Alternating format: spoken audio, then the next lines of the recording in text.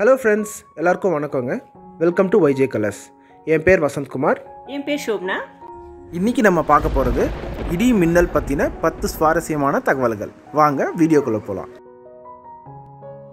இந்த மின்னல் எப்படி உருவாகுதுன்னு நம்ம மிக சுருக்கமாகவும் எளிமையாகவும் சொல்லணும்னா, மேகங்களுக்குள் உள்ள மூலக்கூறுகள் தன்னை சமநிலைப்படுத்திக்க ஏற்படும் எலக்ட்ரிக்கல் டிஸ்சார்ஜ் தான் இந்த மின்னல். இந்த மேகங்களுக்குள் நடுவே ஏற்படுற விஷயம் பார்த்திங்கன்னா வானத்தில் மட்டும்தாங்க தெரியும். இதுவே பார்த்திங்கன்னா காற்றில் உள்ள மூலக்கூறுகள் மேகங்களோடு உராயும் போது ஏற்படும் மின்னல் பார்த்திங்கன்னா வானத்திலேருந்து பூமியை நோக்கி வரா மாதிரி தெரியும். மற்றும் நமக்கு எல்லாருக்கும் தெரிஞ்ச மாதிரி முதல்ல மின்னல் வெளிச்சம் தெரியும், அதுக்கப்புறம் தாங்க அதோட சத்தம் கேட்கும்.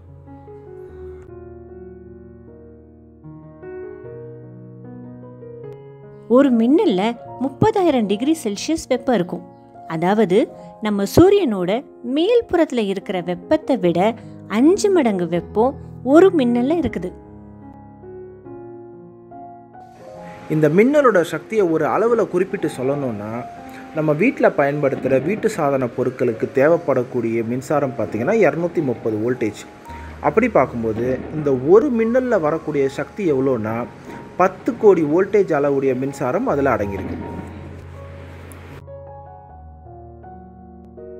இப்போ ஒரு புயல் உருவாகியிருக்குன்னா அந்த புயலோட மைய பகுதியில் இருந்து 25 மைல் தொலைவில் தான் ஒரு மின்னல் தாக்கும். இது நம்ம எல்லாருக்கும் தெரிஞ்ச விஷயம் தாங்க. இடி மற்றும் மின்னல் நடக்கும்போது முதல்ல நமக்கு வெளிச்சம் தெரியுது, அதுக்கப்புறம் தான் அதனுடைய சத்தம் கேட்குது. இதுக்கு காரணம் என்னன்னு தெரியுங்களா? இதுக்கு காரணம் வெளிச்சம் பார்த்திங்கன்னா ஒரு வினாடிக்கு 30 கோடி மீட்டர்ஸ் அளவுக்கு பயணிக்க சக்தி உடையது. அதே இந்த சத்தம் பார்த்திங்கன்னா ஒரு வினாடிக்கு 330 மீட்டர்ஸ் அளவுக்கு தான் பயணிக்க சக்தி உடையது. இந்த உலகத்தில் மின்னல் அதிகமாக எங்கே தாக்கியிருக்குன்னு தெரியுங்களா? சவுத் அமெரிக்கா கண்டத்தில் வெனின்சுலா என்ற நாட்டில் பார்த்திங்கன்னா மேரக்கைபோன்ற ஒரு லேக் இருக்குது. இந்த லேக்கில் தான் அதிகபட்சமான மின்னல் தாக்கியிருக்குன்னு சொல்லிட்டு கின்னஸ் புக் ஆஃப் வேர்ல்ட் ரெக்கார்டில் இடம் பிடிச்சிருக்கு. சராசரியாக ஒரு வருஷத்துக்கு 100 கோடி மின்னல்கள் நம்ம பூமியை தாக்குது. இதில் 24,000 மரணங்கள் நடக்குது. 24,000 மரணங்கள் அதிகம்னு சொன்னாலும் 100 கோடி மின்னலுக்கு ஒப்பிட்டு பார்க்கும்போது இந்த மரணத்தோட எண்ணிக்கை சொற்பம்தான். அதுலேயும் வீடு வாசல் இல்லாத ஏழை மக்கள் தான் இந்த மின்னலால் அதிகமாக பாதிப்படைகிறாங்க. 4 வகையில் இடி மனிதர்களை தாக்கக்கூடுங்க. ஒன்று பார்த்திங்கன்னா நேரடியான தாக்கம். இது ரொம்ப அரிதான விஷயம். ஏன்னா நேரடியாக மனிதர்கள் மேலே விழுறது அவ்வளோ எளிதாக நடக்கக்கூடிய விஷயம் கிடையாது. ரெண்டாவது பார்த்திங்கன்னா கிரவுண்ட் கரண்ட்ஸ்ன்னு சொல்லுவாங்க. இடி ஒரு இடத்துல விழுதுன்னா அதை சுற்றி ஒரு சில தூரத்துக்கு அதனோட பாதிப்பு இருக்கும். அங்கே நம்ம இருந்தோம்னா நம்ம அதனால் பாதிக்கப்படுவோம். மூணாவது பார்த்திங்கன்னா கண்டக்ஷன். இடி ஒரு இடத்துல விழுதுன்னா அது சார்ந்த உலோகப் பொருள், அதாவது மெட்டல் ஏதாவது நம்ம தொட்டோம்னா அப்போ அதனால் நம்ம கண்டிப்பாக பாதிக்கப்படும். நாலாவது பார்த்திங்கன்னா சைட் ஃப்ளாஷஸ். இப்போ இடி ஒரு மரத்தில் விழுதுன்னு வச்சுக்கோங்க. இப்போ இடியோட அதிவேகத்தினால அந்த மரம் சிதறும். அந்த சிதறும் போது அதனால் நம்ம பாதிக்கப்படுறதுக்கு வாய்ப்பு இருக்குது.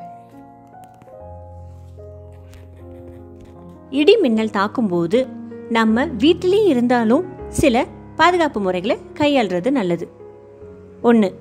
இப்போது நம்ம வீடு மின்னலால் பாதிக்கப்பட்டிருந்தா நம்ம வீட்டோட நீர்க்குழாய்கள் மூலம் வரும் தண்ணீர் சம்மந்தப்பட்ட வேலைகளை செய்யாமல் இருக்கிறது நல்லது. 2. வீட்டில் இருக்கிற மின்சாதன பொருட்களை உபயோகப்படுத்துறதை தவிர்க்கலாம். அது மூலமாக கூட நமக்கு பாதிப்பு ஏற்படலாம். 3. வீட்டில் இருக்கிற உலோகம் சார்ந்த பொருட்களை தொடாமலும் சுவர் மேலே சாய்வதும் தவிர்க்கணும். ஏன்னா வீடு கட்டும்போது இரும்பு உலோகங்கள் பயன்படுத்தப்பட்டிருக்கும். அது மூலமாக நமக்கு பாதிப்பு உண்டாகலாம். 4. நம்ம வீட்டில் இடி தாங்கி பொருத்தப்பட்டிருந்தா அதுதான் ரொம்ப பாதுகாப்பான முறை.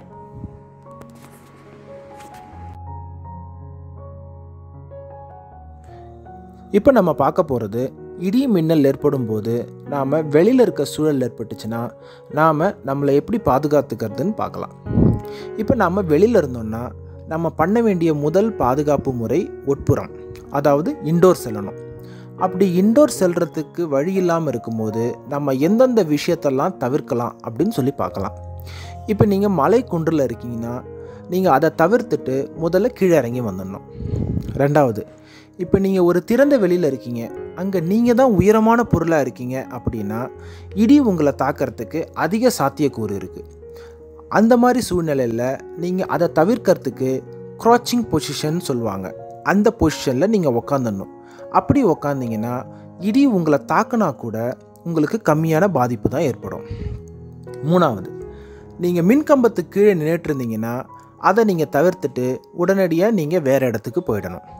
நாலாவது, நீங்கள் காருக்குள்ளே இருக்கீங்க, உங்களை இடி தாக்குதுன்னா சயின்டிஃபிக் ரீசன்ஸ் பிரகாரம் நீங்கள் எந்த ஒரு உலோகப் பொருளும் தொடாமல் இருந்தீங்கன்னா உங்களுக்கு எந்த ஒரு பாதிப்பும் ஏற்படாது. இந்த மாதிரியான விஷயங்கள்லாம் நீங்கள் தவிர்த்திங்கன்னா நீங்கள் இடி மின்னல்லேருந்து பாதுகாத்துக்கலாம். எல்லாத்துக்கும் மேலே நம்ம முன்னாடியே பார்த்த மாதிரி உட்புறம், அதாவது இன்டோர் செல்லணும், அதுதான் சிறந்த பாதுகாப்பு முறை.